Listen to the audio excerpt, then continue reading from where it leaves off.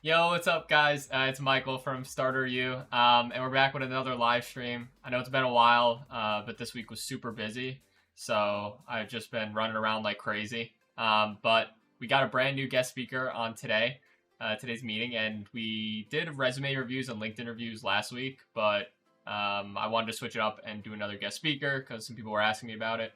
And yeah, we got his name is Anthony, and he's a college student and he has been doing a lot of e-commerce work and TikTok shop stuff and a bunch of other things in the online space when it comes to reselling and selling things. He has his own shops, own stores. I'll let him talk more about it, but in short, that's what he does. Hey, Anthony. Hey, how's it going, Michael? Good. How are you? Welcome to the Starter You Talk Show. You want to just give us a quick introduction about who you are, where you go to school, what you've been up to, what you're majoring in, anything to do with that? Awesome, awesome. First off, thank you for having me on the show. It's a pleasure. And yeah, so I'm Anthony. I'm currently a college student at Sacred Heart University. I'm a finance major, and I am running a few TikTok shops, Shopify stores, and have a decent amount of experience in the e-commerce sector. And as well as some other side hustles, but we'll get into that. Okay, perfect. Okay, so let's start off with like kind of an origin story. Yeah, I'll let you fix your cam. Okay, so how did you first discover e-commerce? What was kind of like the light bulb moment? Yeah, so. Honestly, I was always kind of into side hustles, always kind of into selling. I started with shoe reselling in middle school. I did fidget spinners. I was walking around my middle school, Oh and wow. right when fidget spinners came out, I'd grab them, and it'd be like, oh wow, like this is 3 4 bucks at the flea market, at the local flea market down the street. And I had no clue what suppliers were, what manufacturers were. And that's the first time when I learned the word supplier. So I was like, wow, like these are my suppliers, and now I'm gonna be, the reseller at the school. So I started selling those fidget spinners.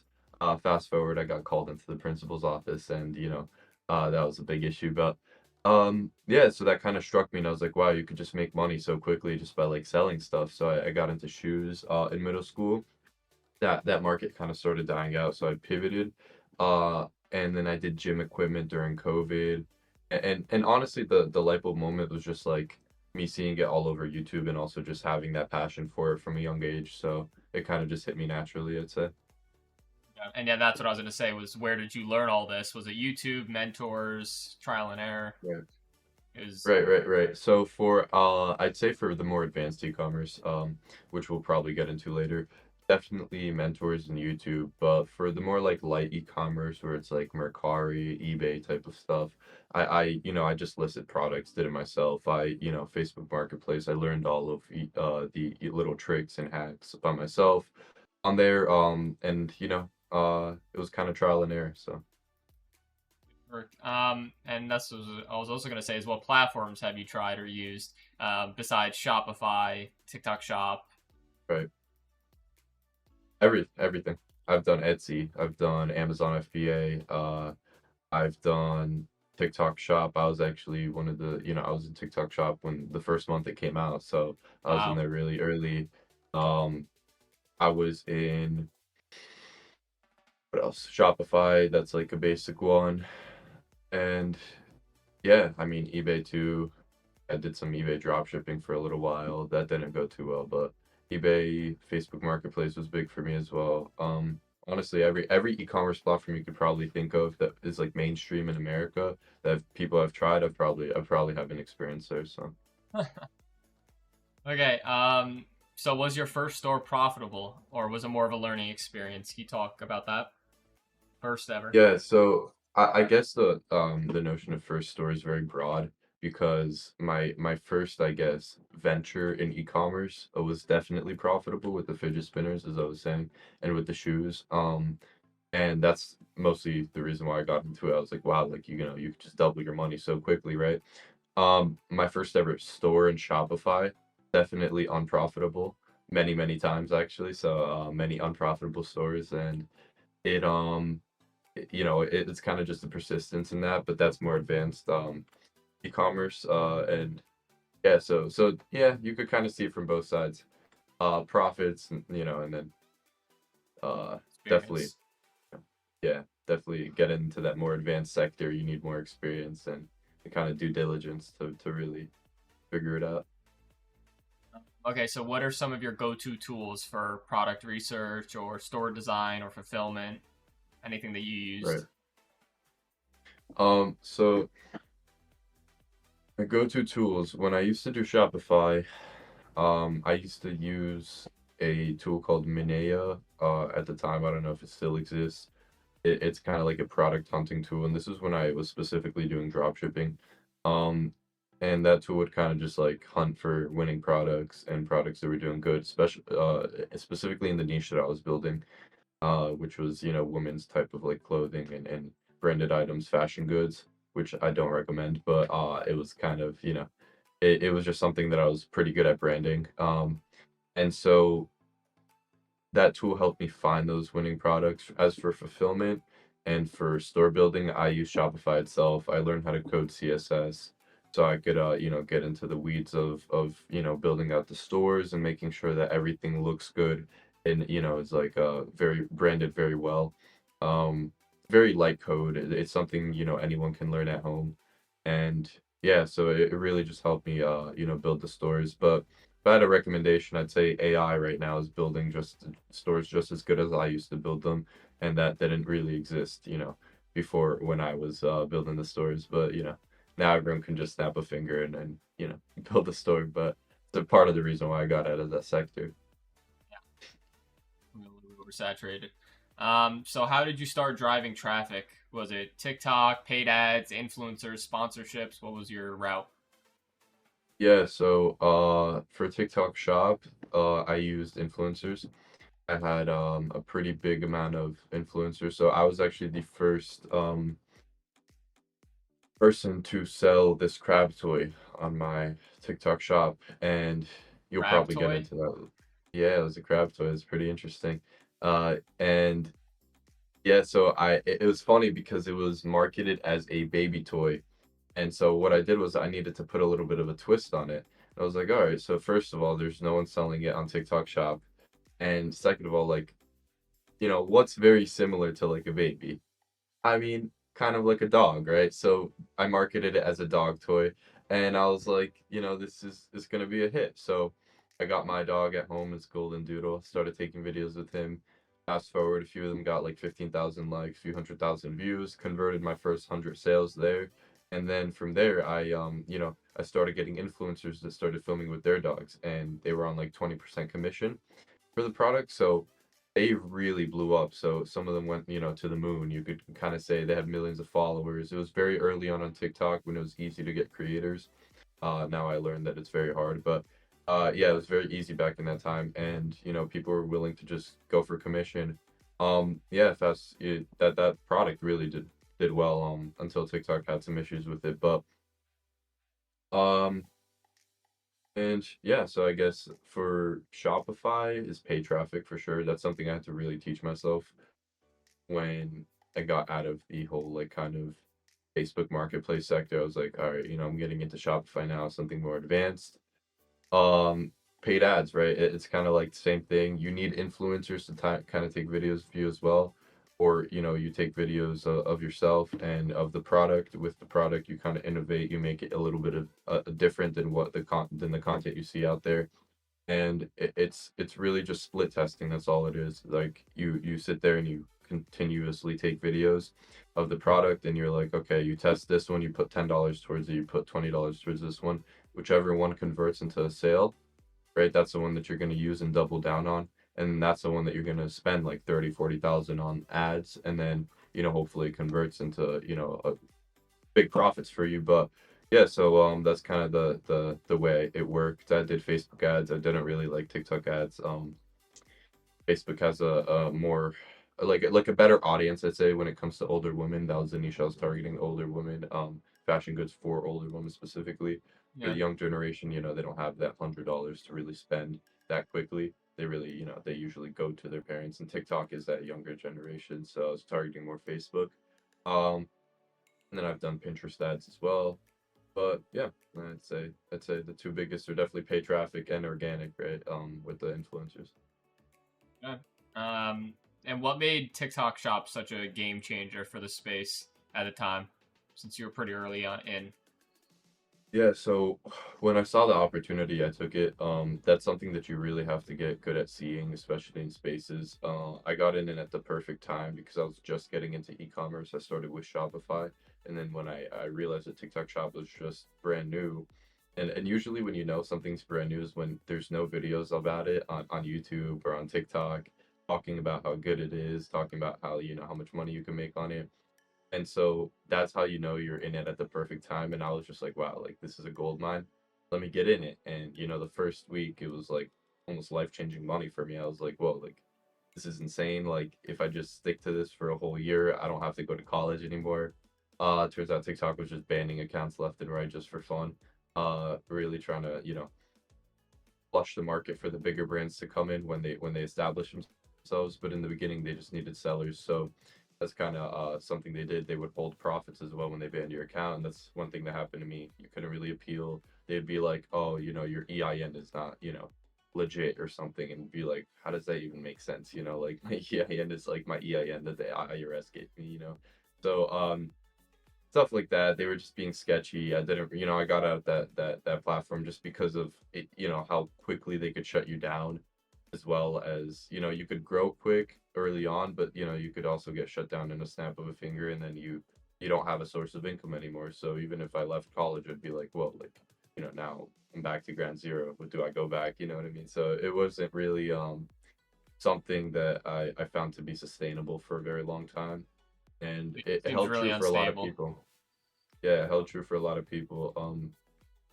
Maybe if you have a very established brand with trademarks, with patents, definitely, but I did not have that at the time, so that's probably part of the reason why. Wow, that's crazy. Um, how do you create content that actually sells products? Like, what was special about your content when it came to organic stuff? Right. So I always like to put it this way. The content that I create and put the most time into is usually the content that's terrible. And then the content that I just decide, oh, I'm just gonna make an extra video here just for fun, and it takes me like 2 minutes to create it. That's always the content that went viral for me. But then when I consciously knew that, I started trying to create content like that always, and it just didn't work. So it's usually the content that's just like it has some wow factor to it. It's something that it's like, you know, you think of an idea and you just get in front of the camera and you just spit it out and you say it and you're like, wow, okay, this makes sense. And anything has to have a wow factor to it when you buy it or sell it, or it has to be a problem solving product. I bet you've heard that a million times. It's the same thing for whatever space you really get into. It has to really just solve a problem. But yeah, so this was the wow factor about a lot of my products was that, oh, like, the linen pants that you're buying are gonna like cool you down in the summertime, right? The sandals are like made out of leather. They're also going to be nice on your feet. No, so you kind of got to sell the features a little bit, but you also have to sell the dream, where it's like no blisters, right? Like, wow, like the whole summer with no blisters, that's amazing for a lot of people and a lot of women. So, it's kind of how you sell the product, but you also sell the emotion with the product that comes behind it. And fashion is a little different.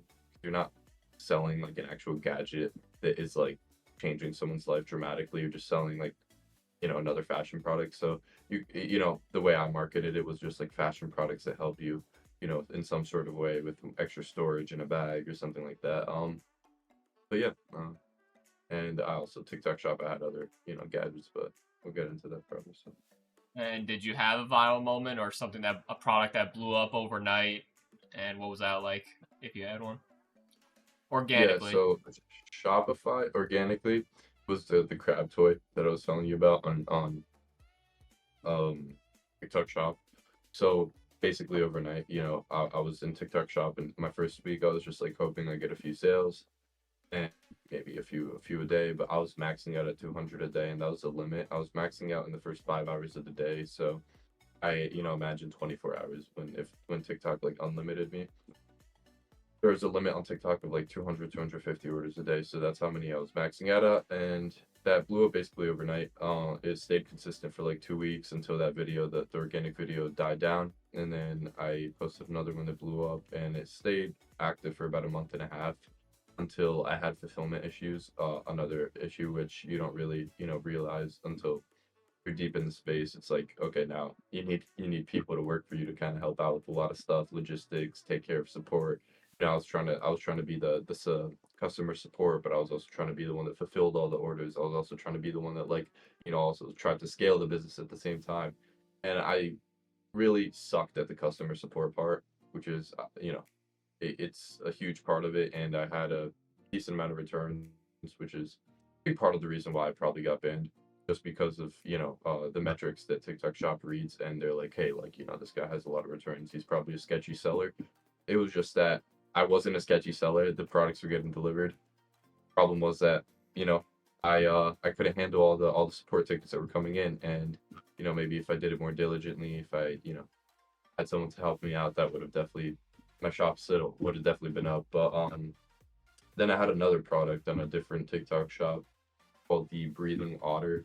It was kind of like this otter toy that was like meant for babies to snuggle with, and it had like a breathing sound, and it like mimicked the you know breathing. Only problem I had with that product is that it's electrical, and you don't really want to put that around babies that contain like batteries and stuff.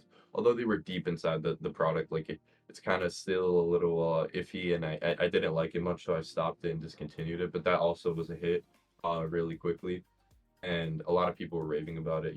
Even people with sleep apnea and people that couldn't sleep at night, like older around our age, buying it. I noticed Um, around it was like 50-50. Yeah. So yeah, that was definitely two big organic times. The rest are all paid traffic. and what do you think is better, paid or organic?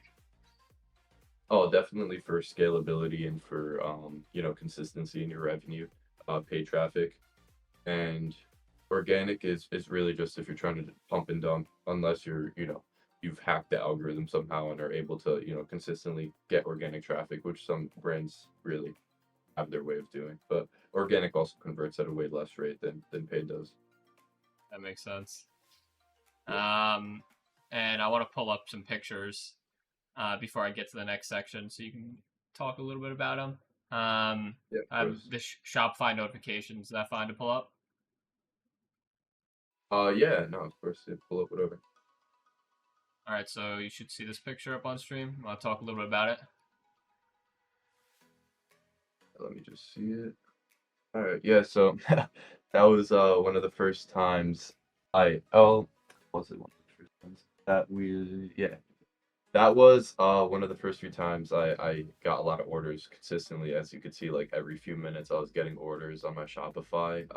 I think that was the fashion brand that I ran, the women's fashion brand at the time. And it's like I might have another picture of how much the order values were for. Gonna pull that one up. That was that was crazy because you could just tell like how much money you're driving consistently every few minutes. Um, Is it this one? yeah, no, that was yeah, yeah. So that was it. So as you can see, like 1 minute ago, 3 minutes ago, 3 minutes ago, 4 minutes ago, you're driving like $70, $70, 42, 42, 70, 94, 40, 40, 40, right? And it's like it's crazy because e-commerce can just drive you so much money out of nowhere, and you have to be ready to just lock in and fulfill the orders, make sure all the quality is good. And that's what I love about Shopify. They gave you those few days to get the order in. You had more external contact ways. You had the phone number to contact the person if they had issues. You had email. So it was kind of just better in the customer support sense. But yeah, so that's one of the sites. It was called For Ollie, as you could see. That site's since been shut down. But So it was your own brand that you basically made up and created a story for it, and right, Viraldi. Okay, okay. So now I right, understand. yeah. And for your content, one of the chatters asked, was it content besides stuff about your products? Like, did you have just any general content, or was it only content that would help drive traffic and would be about your products that you were selling? Can you rephrase that again? What was it again? Basically, the content that you post about the products, is it only content about products, or is it just stuff that's general content, just like a day in your life or something that's not related to Right, the right. product? So I always like to mix it up a little bit of both, especially if you're on TikTok and this is specifically for organic, but if you're posting, a video that you think is gonna be just about the product, you also want to post another three videos that are just the product can be the background, but they want to you want to make it about your life or make it about something else, just so it's not consistently about the product. What I noticed was a lot of TikTok accounts when they have one just product, they start just keep posting the same product over and over and over again. You notice they never really blow up. Very few blow up. That's not really how to blow up. It's kind of like you gotta hack the algorithm a little bit. You gotta tap into different niches. And definitely post content about yourself and post content about the product as well. So yeah, it's a mix of both, definitely. So Mix. Okay. And then my next question is about fulfillment. So did you drop ship, hold inventory, or use a hybrid model? And I'm gonna pull up this picture as well, which I have. um, It's on stream right yeah. now. If you want to talk a little bit about All right, this. yeah. So I did both. I tried the drop shipping model in the beginning. I saw that it wasn't really the best for me. It wasn't sustainable long term. It was definitely quick to get cash. Something, I would say it was quick to get cash, and you made more sometimes than a lawyer would make in a month. But it was like you're still spending a lot of time. That's what's something that's not really talked about in the dropshipping sphere of stuff. You still spend lots of time. You pull all nighters every night, building stuff, looking at stuff, reiterating offers, kind of fixing up a lot of things. Unless you really have a team behind it, and I was kind of solo man when I did dropshipping. Um, but as you could see on the picture, that was an order of bulk stock that I got when I sold on Amazon, and that was my first private label brand. So that's after I got out of TikTok Shop and Shopify, I got into Amazon, and I had this product that was a winner on TikTok Shop, that was a winner on Shopify, but was not put onto Amazon yet. So I was like, okay, another opportunity here. Let me take it over to Amazon. I putting it onto Amazon. Fast forward, they took my listing down. Someone had a patent pending for the product. I did make a lot of money very quickly in a short amount of time. Unfortunately, the guy, yeah, took me down. I tried to fight it. Didn't really work well, but that guy's now making 1 million a month off that product. And that you could probably pull it up. It was a Pilates product. I have this pic right here. Yeah, so it's like one of the Pilates boards that you saw like go viral all over TikTok. You might have seen them. They're like the portable ones where it's like $120 and you get to, do Pilates in your house at home instead of spending $120 and going to a class for 30 minutes, right? So it's kind of you're saving that time and it's portable and you could do exactly what you do at a Pilates studio just at home when you have, children to take care of or you want to get a quick workout in before you go, down the shore or something. But yeah, definitely was a cool product. And kind of just a bad moment for me, but Did you ever trademark or patent anything in your entire time of doing this, or no? yeah. So that was a trademark brand. That was Life Pilates. It was a trademarked brand. No, did you personally trademark any of your own stuff? Oh That wait. well, that is yeah, that is my own Oh, thing. Yeah, okay. yeah, yeah. Right. So, I thought it was someone else's. that is my own private brand. Life Pilates was my trademark. That name was on every board that I sold. So it was Yep. my own private label brand. And that basically on Amazon, it gives you your own security. So no one can really hijack your listing and take over it and start selling under your listing Wow. or kind of like, just take over. So it gives you a lot of perks um, to private label your brand. But the next step to private labeling is going after that patent in which people come after you. They try to flush the market. They know that they're going to get into it soon. So they use not fake patents, but they use patents that have no meaning, that aren't really relevant to what you're selling. And Amazon automatically takes your listing down when they impose that patent against you. It's called a patent infringement or IP infringement, intellectual property. So it was very frustrating. I will say that because I knew that I was getting taken down with a patent that was an ab roller and an ab wheel, by some guy in Connecticut, and he was, not selling that Pilates board yet until I find out, fast forward 3 months later, he put that up on the market, and he was taking me down with like kind of a patent that had no meaning. But it goes to show that when you have the money to go patent pending and just have a patent for your product, you could easily take down people's brands. And Amazon is the Wild West till this day. They don't care. I have friends that have had, you know, their accounts for 6 years, have been selling, have been following all the terms, haven't, had any issues there, and then all of a sudden they get an email, oh, your account's taken down, and then their streams of revenue are now all gone. And like, especially if you have a family, like how do you feed a family? You know what I mean? Like you can't, right? You have to find a way to like get money in ASAP. And Amazon until this day has very bad policies with everything. Their fees are only getting higher, so it's terrible. sad to hear. Um, and what suppliers or apps do you recommend? Um, and it really just depends what industry you're getting to, what niche as well. It really depends if you are wholesaling on Amazon. If you're looking to do your own private label, I recommend definitely just going on Alibaba or some other Chinese sites, finding a product, figuring out if that's a need for people in America, and then what they always say is you add a little bit of twist to the product. So you talk to the manufacturer like, hey, like fix this up for me. I will pay like an extra $2 per item. And now the problem, so you'll get a sample in, for example, this chair in the background that I have, you'll get a sample in, it doesn't roll correctly, it has like a little bit of an issue. You'll go to the supplier, you'll be like, okay, can you fix the wheels? Can you add like, some things here? Can you add a nice air pump, like a nice like leaning back, mechanism or whatever? I'll pay an extra $5 per product, right? Per chair. Um, and so you talk to the supplier, they ship you back a nicer sample now that they've built for you, and that's how you get into the market. In Amazon, you really just have to be innovative, and you have to bring something to the market that's different. It can be a generic thing, but it has to have like a difference to it, something that other products don't have.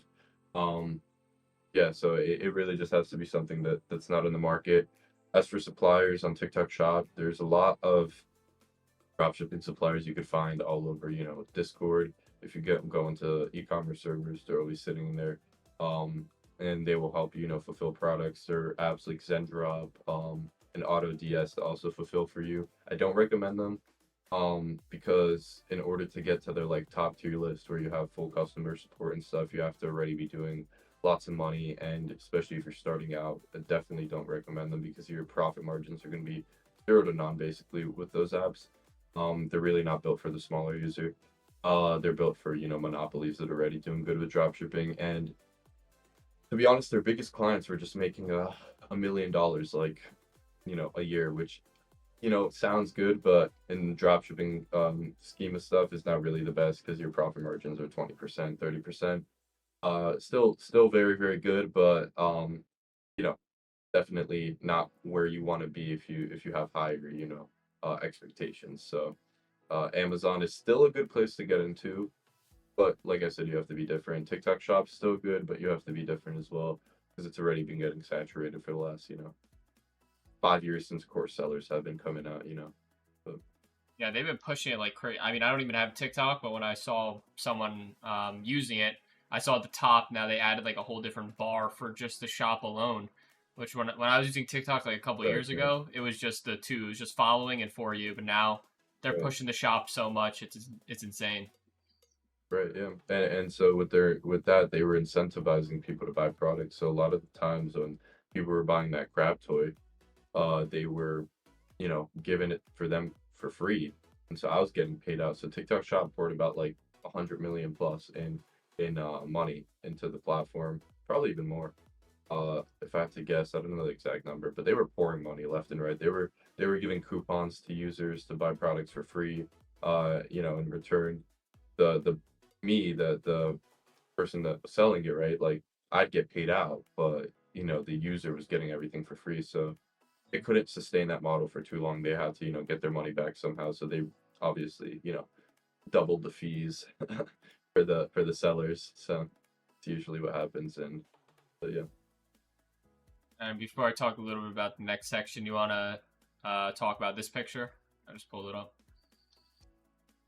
Let me see. Oh yeah, so that was the first like I think it was the first month. I'm not sure, that was a while ago, but that was the first month or few weeks of tech shop orders. As you can see, it was like 1,400 orders with over $40,000. I mean, it was my first time ever kind of tapping into like more advanced e-commerce. Something where you have to kind of you build your own brand, you do organic, do paid, right?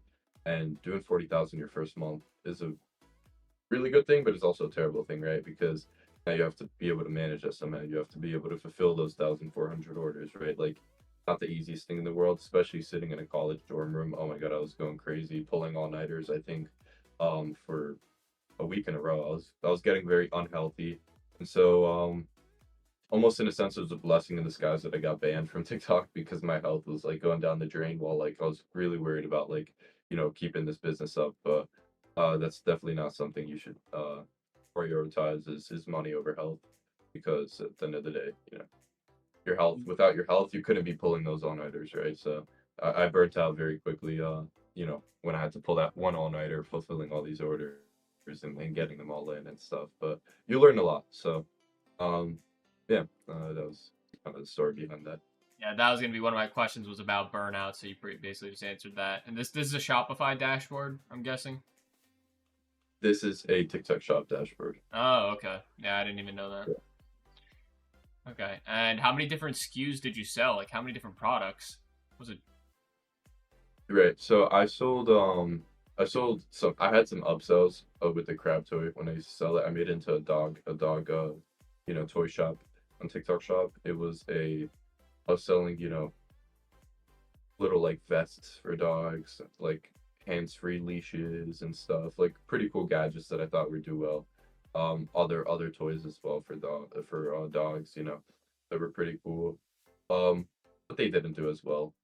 This was definitely the killer product that everyone wanted because they wanted to see a reaction. It was more so like the owners buying it for their dog to see a reaction out of their own dog, which is kind of funny, but. I have a couple other pictures.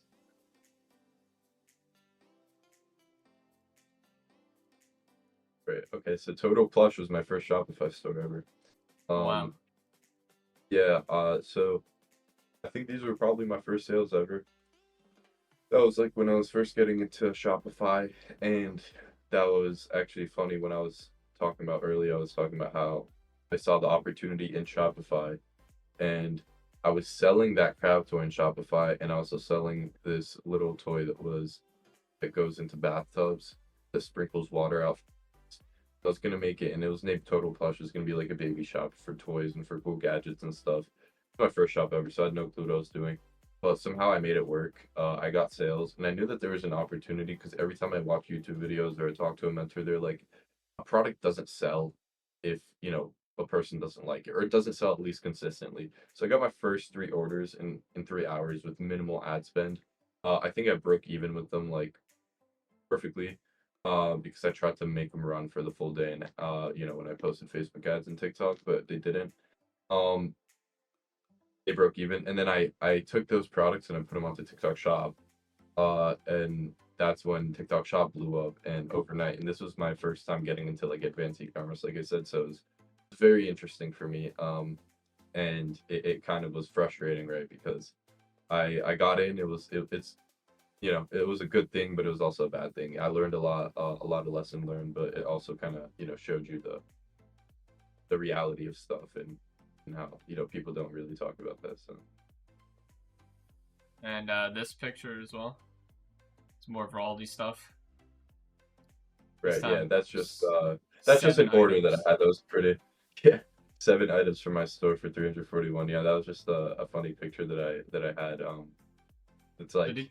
you make 341 bucks in like snap of a finger, right? And it's obviously it's not all profit, but I think my margins were about 50%. So you Oh, know casually saying that in $60 plus like let's say that's 30, 32 plus, like 150, 180 to 200 bucks in 1 hour, right? That's how much like a lawyer makes, and you're making it out of your college dorm.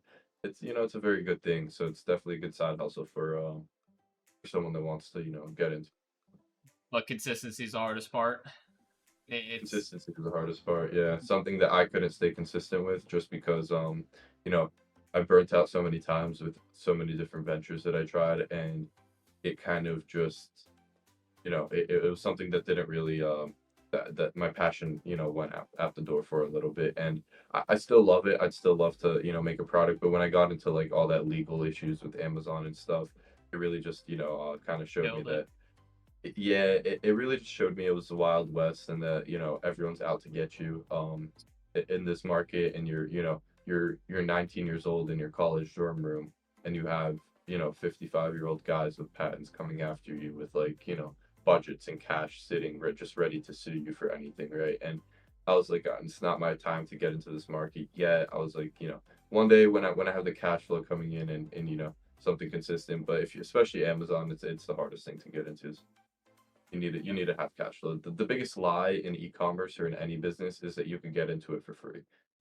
Because even for me, I knew I had to spend money to get into it. It was just like, because I wasn't really stupid and delusional, thinking that like I was gonna get into a $0. I had to put forth probably 10K, go down $10,000 before I even made like a single profit, and I made that tenfold, right? But like, it still kind of is, it was a big issue. So, um, in my mind, how these people were pushing, you can make money with zero, dollars, which kind of still pisses me off to this day. You see that everywhere, You right? see it a lot of So gurus and courses. Yeah. yeah, Were there any it's like not real. really dry periods, like really bad droughts of you just having nothing going, like nothing selling? Yeah, yeah, yeah, of course, and that's kind of like part of the reason why I pivoted from drop shipping on Shopify into Amazon. I was like, I need something more consistent. Funny enough, the consistency only lasted so long with Amazon just because of the issues that happened there. And I was just like, maybe I should double down on this, or I should get into, something else that I've had an opportunity to get into for a while. So I was like, I'll double down on the other venture that I had going, and not worry about Amazon so much, because I was trying to make Amazon work too quickly and without doing the correct due diligence, and that would have screwed me up in the long term. So it was kind of, not really the best. And I wanted to talk about these two challenges. So first is, have you ever dealt with like scammers or chargebacks or angry reviews, things like that? How does that work into what you do, since you don't really handle the product too many times? Yeah, It's kind of out of your yeah. hands So most of the process. with drop shipping, yeah, like it's really important to push quality. I can't stress that enough. If you have a product that's just awesome and it has good quality, and it's also just like a product that is like in demand at that time, you will do really well. Unfortunately, I have had a lot of products that were crappy. You just have to discontinue them right away. You can't keep pushing them. You will get chargebacks. What happens with Shopify is when you get a chargeback, they also add another $15 to that chargeback. So if you get Wow. 100 chargebacks, yeah, think about that. That's an extra 1,500 you pay just because it's for credit card processing and whatnot. It's a bank that does it, right? It's not even Shopify. So it's really important to get a quality product, something that is going to actually be liked by the customer. At the end of the day, what you're portraying has to be what it actually is, and it actually has to be, good. Unfortunately, as you've seen, the market's been flooded with absolute trash products. TikTok Shop was, even Amazon, to be Yeah, honest, you have even like Amazon. Timu and Sheen now. Yeah, right. Like Temu and Sheen, they're like one-off. They're one-off manufacturers. You can't even get into those sites. Those are really just like Chinese suppliers, manufacturers, so you can't really compete with them. But the Amazon market is basically like a Temu, and I like, it's a branded Temu, right? With maybe just like I was saying, everyone knows this tactic that's in Amazon. If you sat down with a really successful Amazon FBA or FBM seller, they will tell you the same thing. Make sure that your product has a little bit of a difference, something that actually works well. What Amazon sellers have mastered is the fact that they actually have like decently nice products, but they're still crappy Chinese like products. You know what I mean? They still don't do the job 100%, but they're better than the product that you would buy from Temu. You know what I mean? So it's still there. And don't get me wrong, there are very good brands on there. There are very good brands on eBay as well, but they're rare to find, and you could tell because they're expensive. And so don't be afraid to be expensive as well. There's always going to be a buyer for a good product, for something that actually solves a problem. But I notice as you see people are buying $340 worth of stuff in one click that they like, so people have the money to. And yeah, so there are a lot of scammers, there are a lot of people that have credit cards of other people that I've had to deal with, and you could just tell right away when it's a scam. Shopify has a system where they catch fraudulent sellers if they do like weird stuff. Definitely don't accept those orders because you're allowed to accept them or deny them. Don't accept the fraudulent orders. Most likely they are fraudulent. So yeah, it's a lot of stuff like they match addresses to names and stuff, their database that they have. So yeah, Yeah, and not to mention, I feel like Timu and them. Honestly, I think they're selling data. Pretty sure they are. Uh, oh, definitely, yeah, yeah, definitely. Same thing with yeah, same thing with Amazon, same thing with eBay, right? It's everything's buyer habits. You sell it to other e-commerce brands, you sell it to, let's just say you're in the golf market, right? You're selling that golf data to like, any golf brand that exists, right? So all that data is very important. That's how people make buying decisions, and that's at the end of the day when you target Facebook and you go on Facebook ads or TikTok ads, right? Like when you target that customer, it's all data driven, right? It's all like, how the hell does this, platform know who to target? It's all data, right? Like Facebook's been around for so long, and then that's why they say use meta ads and Facebook ads more because they've been around for so long that they have user profiles that are like older than we are, you know what I mean? Of people, collected data of all their buyer habits, of what they like, what they don't like, their marriages, how many kids they've had, like everything. They know everything about them and they target specific products to them at a specific age and time, right? So you'll talk about pain on your back or something, and you need like some type of back medication or you need some type of tool to help you fix your lower back pain, right? You go on Facebook and now you'll see ads for it. You'll go on TikTok, you'll see ads for it, right? Just a normal thing. So happened. It's been happening for a long time, and I think people are have started waking up to it, but you can't really they've do been much asleep about it, for a right? while, and yeah, not to Yeah, mention you can't really yeah, do much about it. That's its own topic. I love hearing about that. There's a lot of speakers who talk about kind of monetizing yeah. our data and seeing how we can get paid for it Right, right, because people you see free stuff all the time, right? Oh, Google stuff is right, right, free. Microsoft has a bunch of free products and things for you to use. Amazon has a bunch of stuff that you just use it for free. But in reality, um, there's a whole back end system that is making right. money Yeah, off of you, and you're the exactly. product. And that's why every company like Amazon doubled down on their AWS, right? Because that's where their most profits are coming from in reality. People don't even know this, by the way. They think Amazon's just a monopoly search engine for products. That's not the truth at all. Amazon makes the most money off of AWS, which is their cloud services, which is where they host all data and collect all their data, right? Um, Everything's data, right? It's like the most monopolized industry right now. It's where money's been at for the last like 10, 15 years. So Yeah, that'll be its own topic. yeah, That's definitely, like, yeah. that's like one of my favorite topics. Because so many people, the problem is so many people are asleep to it. That's one of the reasons why I deleted all my social media and things like that. Is just Right, right, because, exactly. You oh don't my want gosh, that, if only yeah, people knew what they do with your stuff.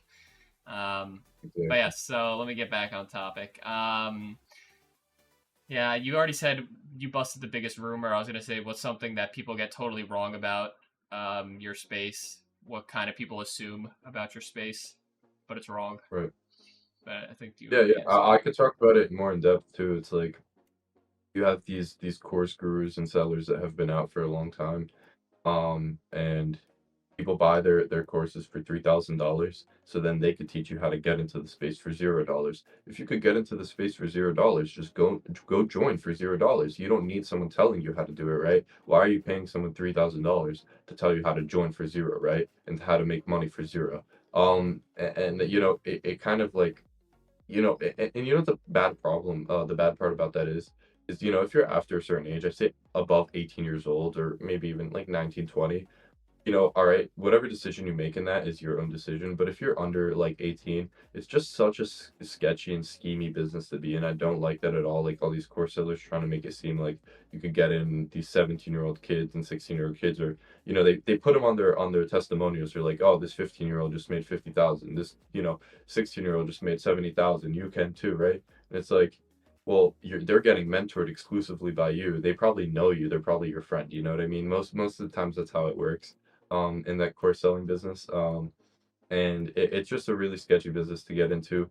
There are a lot of really good courses. And then a lot of the times, all the information I've ever learned has been through, has never been gatekeeped, has always been like out in the open, out in the air.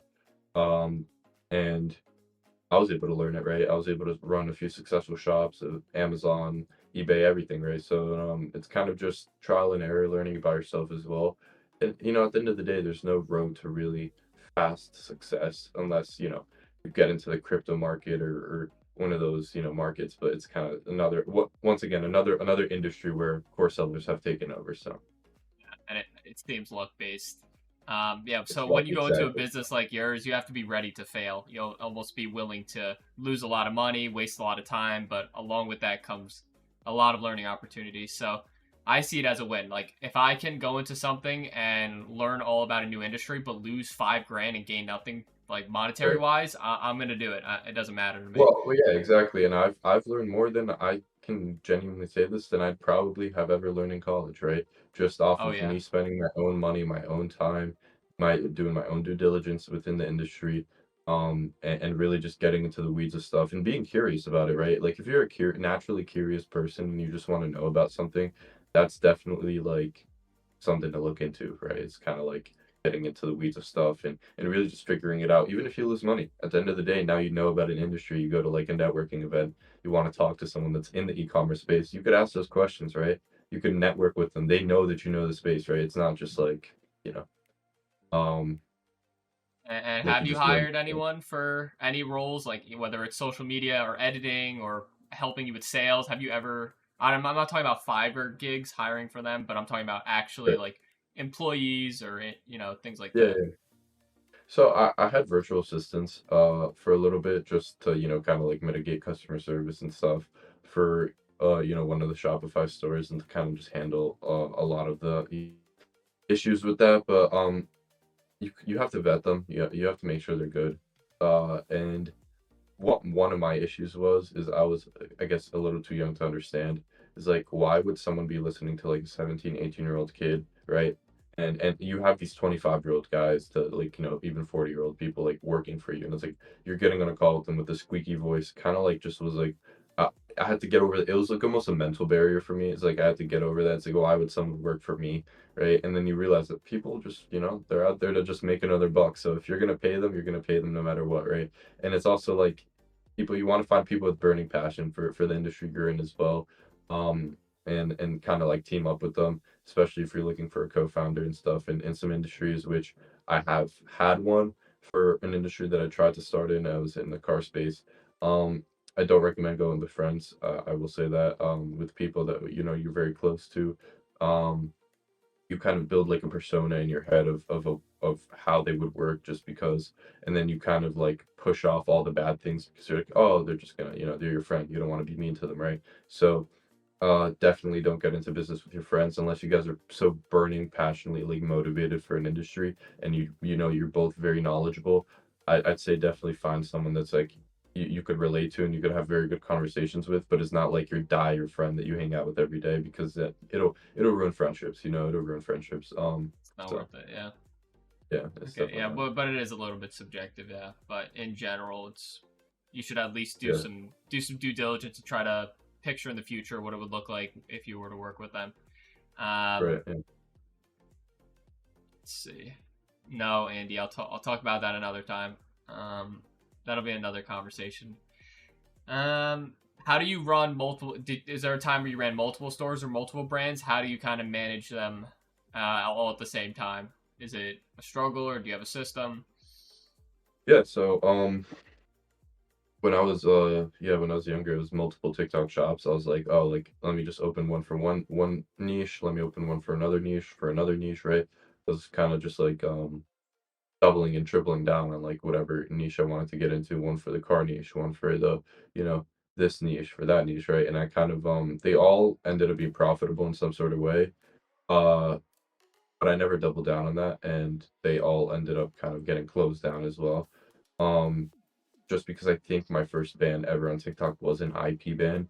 So I guess somehow they just found out like about my other stores. And it really, I was really shocked because I never did anything bad. And I was looking at people that were, and I was like, wow, like, why am I getting banned, right? Like you have these people, coming in the platform that are just whatever. But listen, it's happened to my friends. My friends have had even crazier stories with this. It's not just me, but yeah, I mean, it's just kind of sketchy early on. TikTok Shop was the Wild West. It was the gold rush, basically, of e-commerce, and you haven't seen any platform like that come out with a shop like that in a long, long time. So it's kind of, if you weren't getting into it early on, um, later on was definitely not a good choice to get into it. But And did you register any of these as like LLCs, or you just had them? yeah, Uh, you did. yeah. So majority were I think you had to have an LLC. You probably could run an individual shop, but then I think they banned everyone with individual SSNs that ran shops. But all of my shops were ran under LLCs just because of tax purposes as well. As you know, that's a whole separate topic you could get into about like tax hacks and how like S corporations can help you, mitigate taxes. So can like LLCs mitigate risk, take it off your shoulders as well. If someone comes after you because you're selling a product that's faulty, right? They're, and it did something to someone, it injured someone, they're coming after the business. They can't come after your personal assets. So So it's it protection. kind of Yeah. helps in that sort of it's protection, right? Yeah. You have any suggestions for people who where they could look or resources they could use to get incorporated Um, like that? your local government site. I did everything on my local government site. It's also good to just know how to navigate through it. There's You did it no yourself. downside. Right, yeah, so I did it myself. I did all the LLC work by myself. All the LLCs I opened, they were all New Jersey. And yeah, so it's a bunch of it's really hard because you're navigating through old technology and government sites are terrible. But then you go on the IRS, you pull your EIN and whatnot. But yeah, definitely just learn how to navigate government site and kind of do it yourself in the first few times. Learn what all the terms mean. There's some terms like NAICS code and stuff. Like that's the code that you kind of register your company under to for what Yep. you're selling. And there's some other things like there's a lot of terms to be learned, a lot of stuff that you just need to know when getting into that, because if you go through a lawyer, you'll get the paper handed back to you. You'll be like, what the hell does this mean? You know what I mean? So And a lot of other fees that you have to worry about. right, right. Um, so analytics, was that a huge factor? How did you track them, and kind of how did you make decisions based on that? Yeah, so every app that I use, TikTok Shop, Amazon, everything had analytics. All the ads. So and I'm gonna specifically just talk about ads because analytics, on the actual Shopify dashboard and TikTok Shop they were like a little different. They're not something stuff to really worry about. But the paid ads analytics were very important. So your return on ad spend, your ROAS. Um, Anything above a 3 is really good usually, like, is a pretty good ROAS. So how much basically, it's like, how much are you getting? These are all KPIs that I'm about to, explain. There's CTR, click-through rate, that's called. So it's how many people are clicking through your video, and then you see it's like, how many people are watching your video 50%, 25%, 75, 100%. How do you get them to watch at 100%? Because usually your hook is in the beginning, right? So you wanna hook them in. You want to nurture them in between, right? And talk about your product and talk about how it's going to fix their emotion, right? Strike some type of nerve in them, right? And then at the end, you're going to have your outro, which is like your call to action, your CTA. And that call to action, you want to be able to convert them to go from that video to your link, from the link to your, obviously leads you to the landing page. The landing page has to be positioned so nicely. The buy button has to be right there because the more time they take to scroll, the more time they could just leave and swipe out their phone, and not buy the product. Buy button right there. 3 different features that are gonna help them right there, something that continuously strikes their emotion.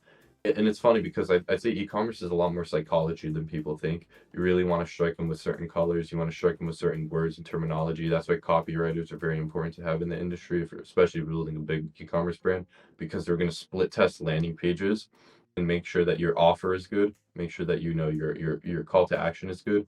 Um, it was a lot of psychology, and doing it all yourself definitely teaches you a lot about what people like, what people don't like, what type of colors they like, how they like it, the offer, what they. So a lot of times, you know, like more expensive stuff sold way better than you know something that you tried to sell for cheaper, thinking, oh, like you know, I'm gonna undercut the market. It's not true at all. It's actually like the more expensive items sold very well because you just changed some stuff up on the site and you made it look more branded. You made it look more luxurious, right? Yeah, And they get perception that of like premium.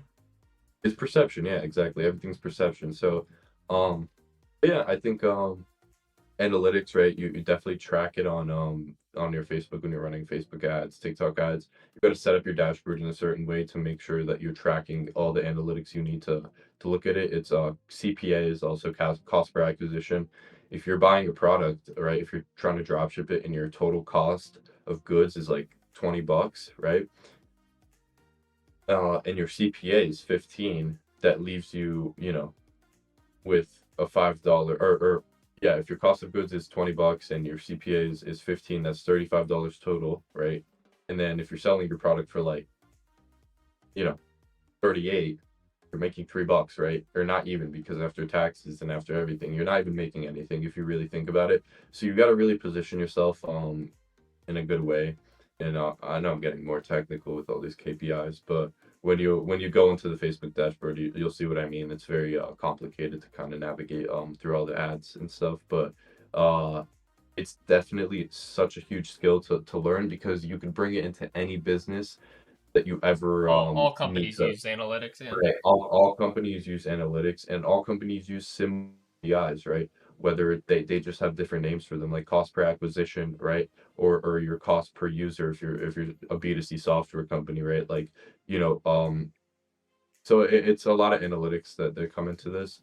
Um, but yeah, it's very important. Very, very important. So and you brought up some good. First of all, the psychology stuff is definitely under appreciated. That's why I never really bash anyone who minors in psychology or something like that, just because learning about how humans think can be transitioned into business more than you can think. And right, the second thing is you're talking about the attention span part, and that was when I was reviewing the resumes and stuff. Employers only really look at your resume for about 5 seconds, right? And usually they start at the top. So you have to make sure that the most important things are on the top of your resume that's going to catch their eye, right, or exactly. your most crucial skills, right? You don't want to be Right. putting something really useless at the top, or something that is very broad and not specific, or something that's not tailored to the job you're applying to.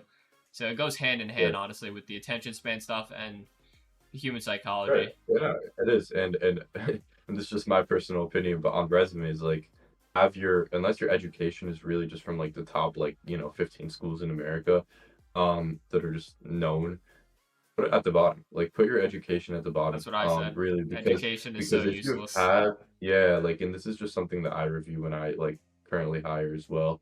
It's like at the very top, if you have a very good skill, like if you're really good at cold calling or if you're really good at selling, right? Like put that at the top. That's way more important than where you went to school, right? Like there are a lot of people that didn't go to school that can naturally just talk very well, can sell really well, right? And that's more important than you going and having a degree from a teacher because all they teach in school is theory, right? The theory of this, the theory of that, how to do this, how to do that. They really don't get super hands-on unless you have like some technical major, but it's all theory. And so I'd rather, for me at least, when I look at hiring someone or an intern or something, at the very top, I genuinely just try to just put all your experience at the top so I could see it right away because I don't look at resumes either. Honestly, like I go through them, I skim through them, and I'm like, who has time for that? You have thousands of people applying for jobs nowadays. You have to look through, you have to funnel them into 100 people. The top 100 people get like, you look at the top 50 resumes maybe, and then, If maybe a that. few people get the position, right? So it's like, yeah, yeah, Again, but that's its own topic of discussion is just the Yeah, applicant yeah, tracking yeah, right. I system know. and Going off track here, but there's yeah, it's it's good for e-commerce too. Resumes, reading resumes, right? Because you're going to be asking it if you're hiring VAs, if you're hiring, suppliers and stuff. That kind of like ask for their they don't have resumes. They probably have some type of portfolio of something, right, of some sort to kind of look after to be like, oh, okay, I've done this for this business, I've done that for that business. So even social media stuff, right? Like editors and social media managers and yeah, content yeah. creators. You did all of that yourself, right? And you learned about it. Yeah, yeah, it's really important to get hands-on in the beginning. Like they say, if you don't know how to run your own business in the very beginning, right? Like how are you going to sell your business? How are you going to like position your product for success, right? It's just not possible. You have to get hands-on.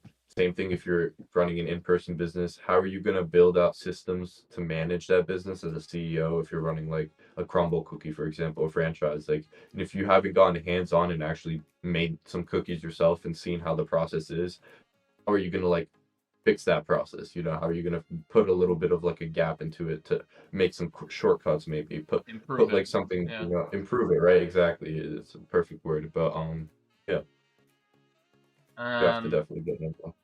what's the industry that you're currently operate in? Okay, that's a really NPC question, but I guess what industry are you in? Basically, the e-commerce industry, the reselling. Like, what do you even call it? Yeah. Um, Currently as we speak, or just like, When you did that? um, when I did e-commerce, you mean? Yeah, it's the e-commerce industry. Like, Yeah. what, I guess, I That's don't, why I'm maybe saying I'm that not. question makes no sense. But I guess if you say currently, what do you currently? What industry are you in? Yeah, so I've pivoted into, the business to business tech space so I could, expand my reach there. That's something I'm more passionate about, something I like a lot more than e-commerce, but they go hand in hand kind of, you have a lot of B2B business, e-commerce brands as well that exist. A lot of the information that I took from e-commerce helped a lot with what I'm doing right now. So Could you be a little bit more specific, or is it like stealth startup?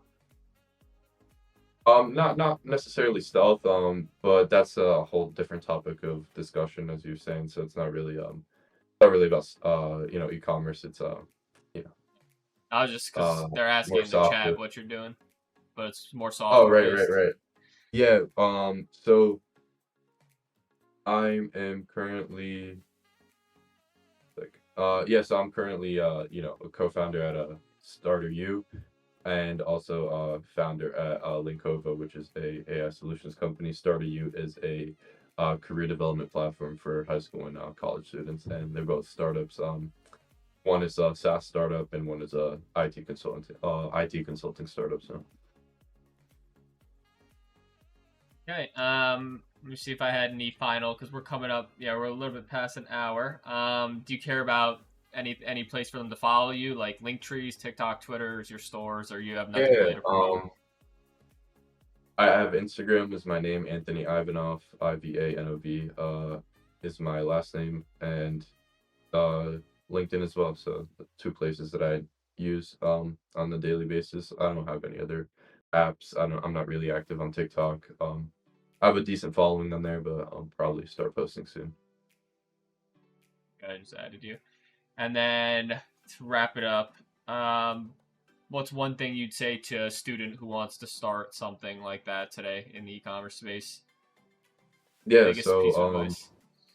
I've had a lot of people come to me for advice. And if I had to give one tip, it's just stick to it, stay consistent. If that's something you really genuinely enjoy, stay consistent, learn it. And especially if you're young, you have nothing to lose. Everything's a lesson and it'll lead to something bigger, right? It'll lead to something more advanced, something that you actually genuinely enjoy.